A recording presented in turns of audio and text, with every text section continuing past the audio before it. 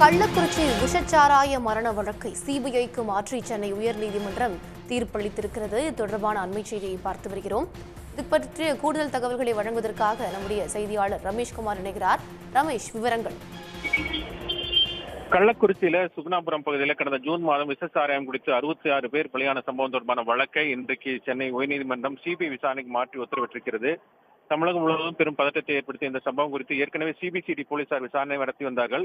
இந்த நிலையில தான் இந்த வழக்கை சிபிஐக்கு மாற்ற வேண்டும் என்று அதிமுக வழக்கறிஞர் அணி செயலாளர் என்பதுரை, வழக்கறிஞர்கள் சமூக நீதி பேரவைத் தலைவர் கே பாலு, தேமுதிக முன்னாள் எம்எல்ஏ பார்த்தசாரதி, அதிமுக முன்னாள் எம்எல்ஏ ஸ்ரீதரன், பாஜக வழக்கறிஞர் மோகன்தாஸ் உள்ளிட்டோர் சென்னை உயர்நீதிமன்றத்தில் பொதுநல வழக்குகளை தொடர்ந்திருந்தார்கள். இந்த வழக்குடைய விசாரணை நீதிபதிகள் கிருஷ்ணகுமார் மற்றும் பாலாஜி அடங்கிய அமர்வில் நடைபெற்று வந்தது.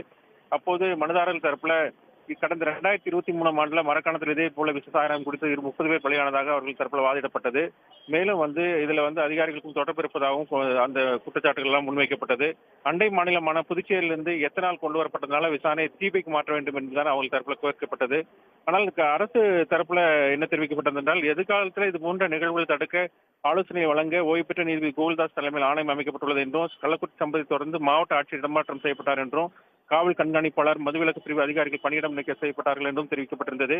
அதே போல சிறப்பு குழு அமைக்கப்பட்டு விசாரணை நடைபெற்று வருவதாகவும் தெரிவிக்கப்பட்டிருக்கிறது. 24 பேர் கைது செய்யப்பட்டவர்கள் 11 பேர் மேல் குண்டர் சட்டத்தில் அவர்கள் சிறையில் அடைக்கப்பட்டதாகவும் தெரிவிக்கப்பட்டது.